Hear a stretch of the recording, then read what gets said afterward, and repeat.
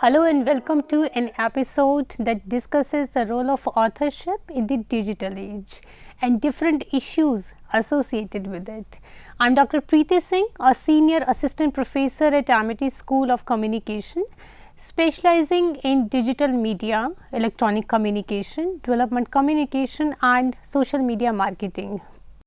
Today we shall be discussing the transforming ways of authorship in the digital age and the challenges existing in the face of original writing. Throughout the history of text technology, the impetus of innovation has always been the faster production of more text to be consumed by more readers, but the effects have never been confined to merely quantitative change. The introduction of new technologies has also inspired new writers to take up the pen, writing about new subjects, inventing new genres and reaching new social strata of readers. This happened after Gutenberg's invention of printing with movable type, when entrepreneurial printers started to cast around for fresh writing to print and sell. It happened again in the 19th century after a quick succession of printing innovations made books cheaper and more widely available, leading to such a genre as detective fiction and popular romance. The mass education revolution of second half of the 19th century enabled large groups of the population to emancipate themselves socially and intellectually. Everyone who had a mind to do so could turn to reading for knowledge, culture and entertainment. In the digital world, the conventional modes of authorship and the self-contained medium in which content is distributed to society prevalent in the analog world appears to have changed drastically. With the internet and digital media, where real world information is converted to binary numeric form in ones and zeros to form easily transferable chunks of data over communication networks. Works of authorship has become more readily alterable, available and manipulable, with its content less verifiable for its veracity and accuracy simply because the content may have been altered and redistributed by many users of a single work. As a result, authorship in the digital world is characterized by a new culture that is eager to explore what they can do with the technology available to them.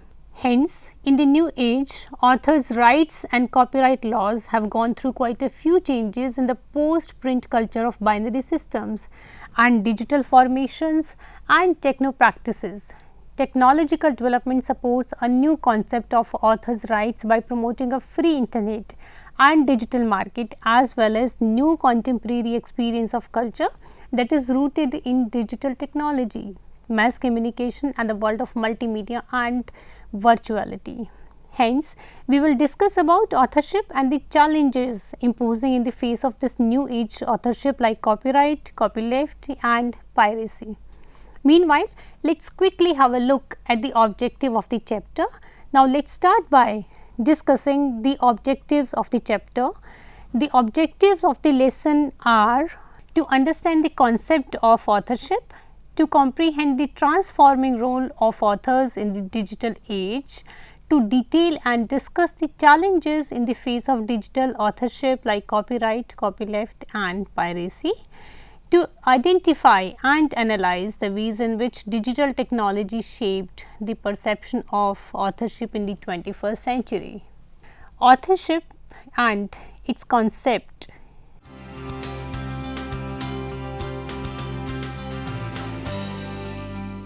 In this unit, we will discuss in detail the concept behind authorship and its characteristics. As per the renowned Merriam-Webster dictionary, authorship is the profession of writing, the source such as of a piece of writing, music or art, and the state or act of writing, creating or causing, and in order for authors to continue to produce works for society to enjoy, the conditions necessary to encourage authorship must be protected. This is particularly so in the digital environment where unauthorized users of work undermine authorship rights in literary and artistic works and could therefore threaten the conditions that sustain creative authorship. In this direction, the Copyright Act 1957 governs the laws and applicable rules related to the subject of copyright in India. This right is a right given by the law to creators of literary, dramatic, musical and artistic works and producers of cinematograph films and sound recordings. In fact, it is a bundle of rights including inter alia rights of reproduction, communication to the public, adaptation and translation of the work. There could be slight variation in the composition of the rights depending on the work. So, Copyright Act provides exclusive rights to the copyright owners with a clear baseline right to exclude non-paying members of society from using the work in ways that is Copyright Act specifically sets out. The idea behind the statutory recognized property rights in literary and artistic works is a manifestation of classical law and economic thought on cost-benefit forms of legal analysis.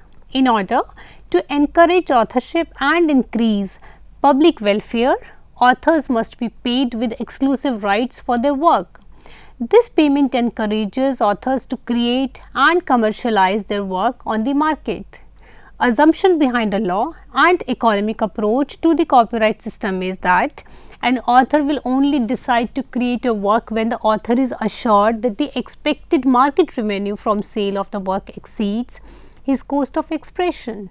However, the incentive and the reward were not intended to benefit the creator, but rather to increase the availability of the creative works and thereby enhance the public welfare.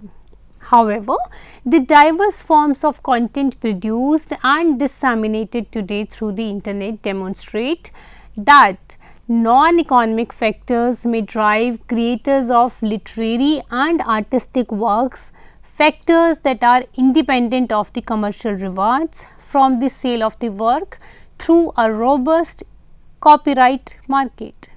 The proliferation of community-based content with Web 2.0 shows that the production and dissemination of creative works may occur without the rights now considered necessary for revenue generation through what hopefully an efficient copyright market. In the digital age, as users of creative content become increasingly empowered to make contributions towards the collective pool of information and human knowledge, whether through autonomous or collaborative creation, and whether expressed in original or remixed form. Copyright scholars and students may start thinking of the copyright system from the perspective of authorial rights rather than economic rights, and begin to think of the copyright system as necessary to provide personal, moral or other non-economic incentives for authorship in the digital age. This is especially important because the ease of accessing and remixing creative works will require that a work's integrity be preserved and the author's personality be protected to allow society to verify and check upon the veracity of a work in an environment when the abundance of creative works to society necessitates the verifiability of a work's content and reliability.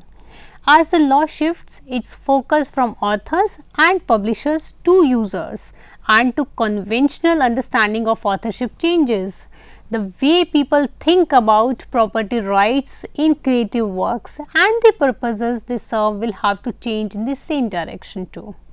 As a result, authorship of literary and artistic works is characterized by significantly different qualities in the digital age. In the digital age, authorship is generally communal, in that an author usually creates a work as part of a creative community with sometimes unidentifiable contributors and supporters. Authors readily share their works with each other and incorporate other works into their own as part of a remix culture. Works of authorship are also sometimes large collaborative projects involving multiple contributions from many different authors, Wikipedia being the quintessential example of a collaborative project involving more than 91,000 active contributors working on more than 15 million articles in more than 270 languages. So, current copyright debates in international, national and regional forums reveal a pressing need to restore balance within the copyright system. One way to achieve a balance between private and public interest in the digital age is to see the copyright system as a legal institution designed to encourage creative authorship by protecting the author's integrity. While it is a natural, given the utilitarian slant of the copyright system, to debate the rhetoric of rights expansion to encourage innovation and right education in order to ensure the development of a healthy environment for creative and authorship. That debate may offer minimal guidance as to where the ideas of the copyright system lie. It is necessary to conclude that authorship and copyright in the digital age, the digital rights serve to sustain this new mode of creative production and dissemination in a digital medium. Authors need a mechanism to identify themselves with their individual work and claim a work as theirs against other variations that may exist. And society requires a way to assess the veracity of works that are before them. Rather than serving to encourage creativity, to jumpstart an author's creative impulses, as in the analog world, property rights in the digital age serve to sustain creativity, to make an author continue to create for society by connecting authors to their works and original expression, informing society of their identity of the author of a work. The convergence and development of information and communication technologies has a significant impact on how literary and artistic works are created and used. From these developments, there is a recognized need to maintain the rights of authors and creators of creative authors while ensuring that the public's need for access to these work is met. Now, let us talk about another term associated with copyright, which is copyleft. Copyleft is the idea and specific stipulation when distributing software that the user will be able to copy it freely, examine and modify the source code and redistribute the software to others, as long as the redistributed software is also passed along with the copyleft stipulation. The term was originated by Richard Stallman and the Free Software Foundation. Copyleft favors the software user's right and convenience over the commercial interest of the software makers. It also reflects the belief that freer redistribution and modification of software would encourage users to make improvements to it. For example, copylefted software allows users to run, modify, copy and distribute software on the condition that the source code remains open and publicly available. Such software must usually be passed on with a copyleft license that requires successive users to accept and transmit copyleft and mandates that any modification or improvement to the copylefted software will likewise transmit it under copyleft. Copyleft license granting general permission to copy and reproduce intellectual property, where copyright protects society's interest in invention and creativity by providing individual incentives through copyright control. Copyleft protects social interest in knowledge creation by vesting copyright control in a larger general community. The concept of Copyright is central to many programming projects and the license is most commonly used for software, digital art, writings and other creative content. Now, let us have a look at the another challenge to authorship, which is piracy. The societal impact from digital technology development is undeniable. This has been especially apparent in recent years. Such development has brought with it dramatic improvements in the quality of life for many individuals. However, harms from such developments occur regularly. One such harm is that of digital piracy. Digital piracy refers to the act of illegally acquiring some form of a digital media through digital file sharing, person to person directly or through illegal downloading. In the literal sense, piracy refers to the unauthorized duplication of copyrighted content that is sold at substantially lower prices in the grey market. The ease of access to technology has meant that over the year piracy has become more rampant. For example, e-books have opened up a wider audience for authors and publishers. Today, authors and publishers can easily protect e-books, upload and convert their manuscripts into digital formats, avoiding the hassles involved in traditional publishing and distributed methods.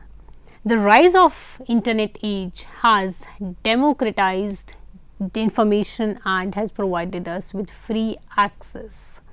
This ease of access has given rise to online piracy.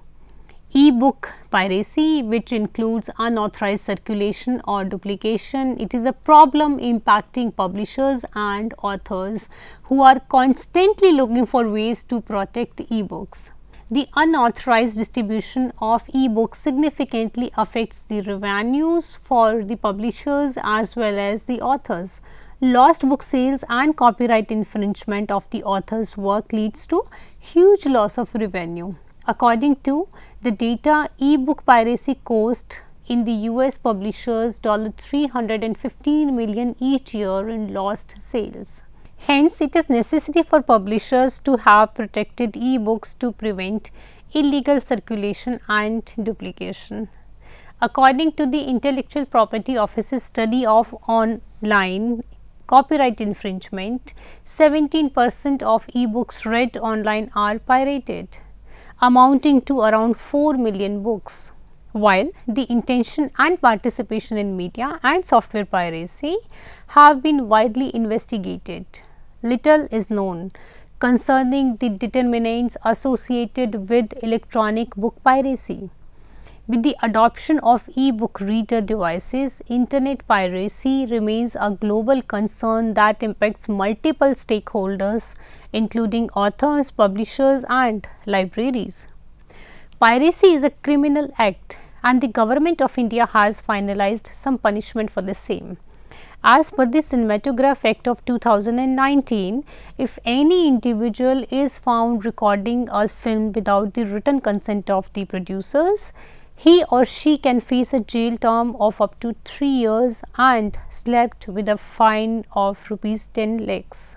Clearly, digital piracy is a significant global issue. Secondary harms stemming from digital piracy may include lost jobs, lost tax revenue, inflated prices and lost artistic and creative motivation by producers. Many laws have been made to prevent piracy. Internationally, the laws for punishing piracy in developed countries are stringent and punitive in nature. In Asian countries and more in India too, it does not get the attention at the national level due to more engaging issues at hand. However, the industry, especially the IT and music industry, has been taking active interest in stemming the rot. These organizations identify sources of music piracy and then conduct raids with the help of the police. However, convictions are few and the penalties not harsh enough to act as a deterrent. Soft lifting remains a big concern even after attempting to solve it through several different approaches. The results of various studies indicate that merely having an ethical awareness or using institutional means is not enough to deter users from committing unethical actions related to information technology. The results indicate that there is a need for enhancing the moral values and empowering individuals so that they behave in a positive manner. To discourage digital piracy, having an understanding of its ethical implication is necessary, but also at the same time users have to be empowered ethically so as to practice what they believe. Future research can focus on identifying the factors which can encourage turning the awareness into favorable actions towards digital piracy. Also, the ways to promote ethical empowerment could be explored, which will enable people to control enough self-discipline even without any external monitoring. Besides, there are certain ways to save your e-content from piracy, like setting up digital media rights, which ensures that the digital documents, e-books and web-based content is protected against data leakage, theft and misuse. It is a data encryption method which prevents anyone from accessing content without a proper access key. Social DRM, which is also called watermarking, restrict editing of your content, password protect your ebook files and registering for copyright protection could lead to preventing from creation of pirated content at the end of the author. In the digital world, where users of creative works are also authors of new works, the law must do two things: protect the creative expression of the author from unwanted modification and the alteration of the work, and ensure that society has sufficient information to make an assessment as to veracity of the work. The future of the digital age is exciting as individuals are empowered to be engaged with civic discourse taking place on internet networks and communication technologies. For copyright law, this means that authors, whether the original creator of the work or a user interested in generating content, must be protected before social welfare. It is only then that sustained authorship can become an impetus for progress. The author is dead, long live the author. This paradox has shaped discussion on authorship since at least the 1960s, when the dominant notion of the individual author's genius was first critically questioned. The ongoing discussion has merely focused on literature and arts, but has ignored nearly any artistic practice beyond these two fields. Constructions of media authorship aims to fill this gap. Moving towards the end of this important discussion on authorship in the digital age, I would like to suggest some easy ways to authors to make their existence more viable. And the core learning outcome include: gain knowledge, deepen your ability to read and critically analyze the wide variety of text available online, and learn practical strategies that you can share with others. Gain experience in composing text using digital media tools that facilitate the use of language, image, sound and interactivity for global sharing in public networked spaces. Understand how digital media text, tools and technologies reshape the nature of knowledge, impact personal and social relationships and alter organizational practices in the workplace, schools and community.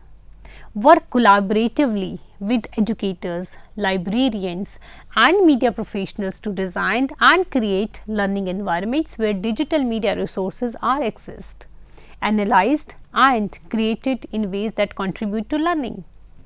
Develop and apply leadership and change management skills that enable them to promote and implement best practices in digital literacy education through direct impact in the community or workplace. Cultivate habits of mind that support an expanded conceptualization of literacy as it applies to digital media environments, including tenacity, reflection, creativity, flexibility, and lifelong learning. It is necessary once to mention that concepts of authorship can never be universal, and the discussion here has referred mainly to the areas of developed world. Knowledge of the digital divide prevents generalization of the conclusion. Finally, it has to be concluded that discourse about digital authorship is still poorly articulated. For the moment, it is impossible to pick up a new layer that is digital age has attributed to the concepts of authorship, probably because since it is a current phenomenon, it is almost impossible to see it in the whole of the context. Nevertheless, it can be concluded that technology has enabled the multiplication of numerous manifestations of authorship, which will probably affect the understanding of it when it is approached from other aspects, not merely the technological or legislative.